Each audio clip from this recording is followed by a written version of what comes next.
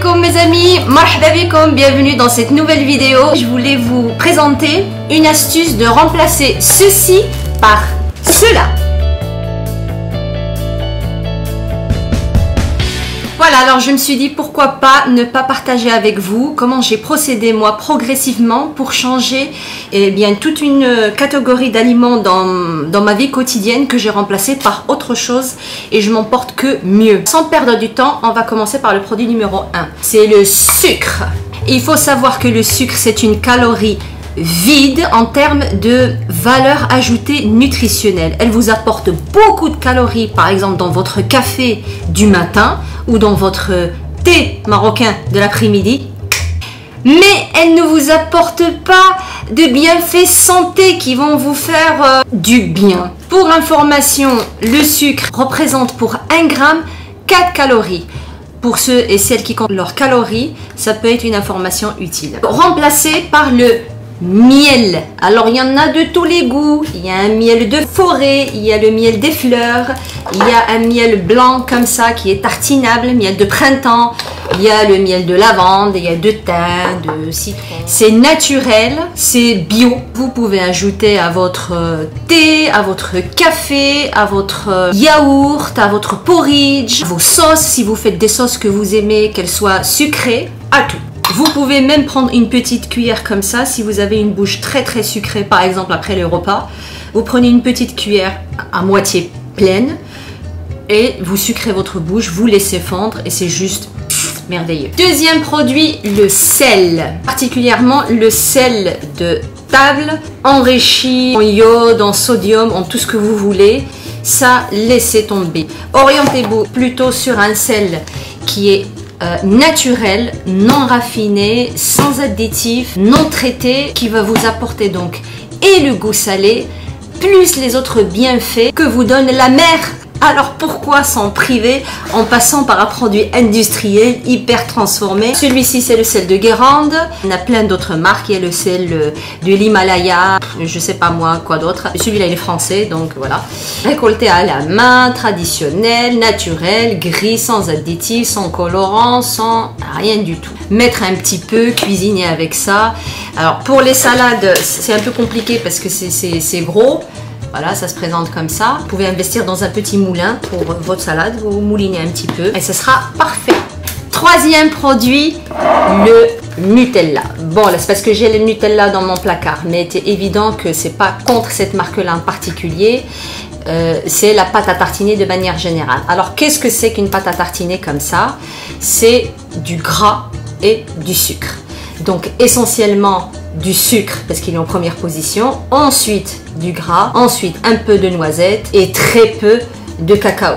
Je vais vous présenter une alternative efficace et radicale contre ça. Pour remplacer le sucre, on en a déjà parlé, c'est le miel. Pour remplacer le gras, 2 alternatives. Ici, vous avez une purée de cacahuètes et là, vous avez une purée d'amandes. Toutes les deux, je les prends dans des magasins bio spécialisés. Elles sont nature. Il n'y a pas d'additifs, il n'y a rien de rajouté, il n'y a pas de sucre. Et côté chocolat, je pense pas qu'il y ait quelqu'un dans le monde qui aime le chocolat mieux que moi. Je m'en passe pas du chocolat. Du chocolat noir, 70%. Ça, vous pouvez le prendre. Si vous faites fondre ça avec une purée d'amandes. Alors oui, je voulais préciser, elle existe aussi en forme de purée de noisettes. Ah, ça vous rappelle quelque chose, c'est les ingrédients. Vous faites fondre un petit peu de ça, quelques carrés de ça, par exemple 4. Vous rajoutez une purée de noisettes ou de cacahuètes ou d'amandes, une petite cuillère de miel. Et voilà, vous avez votre propre Nutella. Allez-y, trempez votre banane, mettez-le sur votre pancake, régalez-vous, prenez une banane et tartinez-la. Avec ça, c'est très bon.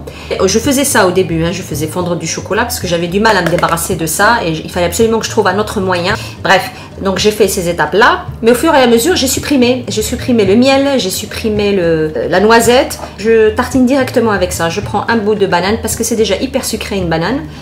Je tartine avec une petite cuillère de ça et ça me fait un super goûter, soit avant l'entraînement, soit après l'entraînement, soit juste comme ça pour le plaisir. Donc voilà. Dernière chose, la baguette. Ici, c'est parce que j'ai la baguette, mais il est évident que je parle du pain blanc. celui qu'on a l'habitude de manger le matin en petit déjeuner. Vous pouvez le remplacer par des flocons d'avoine. Je suis passée de quelqu'un qui connaissait pas du tout ça. Alors en arabe ça s'appelle le khortal ou choufen, corrigez-moi si je me trompe.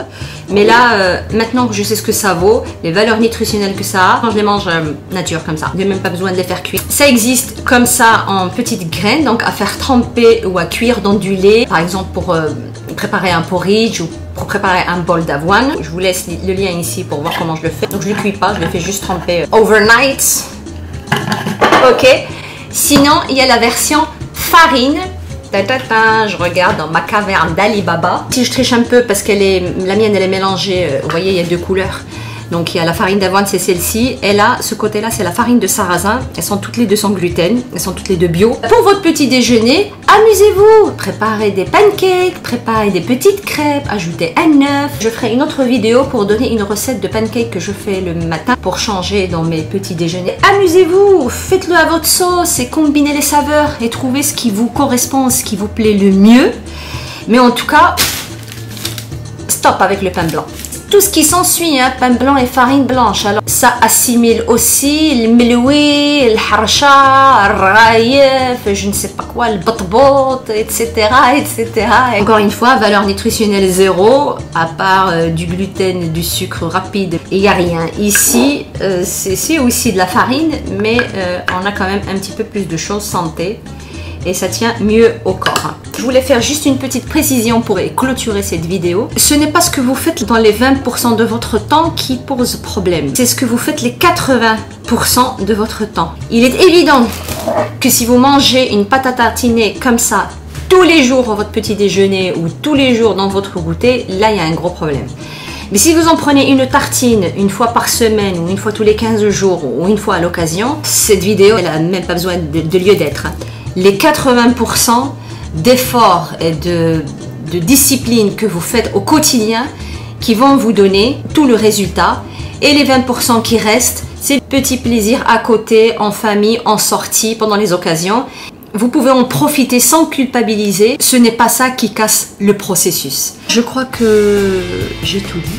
J'espère que ça vous a plu, j'espère que vous avez appris quelque chose. C'est vraiment ça mon objectif, c'est de partager avec vous peut-être des choses que vous ne savez pas. Partagez, commentez, likez et regardez la description en bas et je mets des choses aussi intéressantes et des liens qui peuvent vous être utiles. Si vous avez des conseils en cheveux, parce que moi je m'y connais encore, mais en cheveux pas du tout, bah s'il vous plaît, faites-moi le lien de votre chaîne. Comme ça je vais apprendre quelque chose et je pourrai me faire des belles coiffures.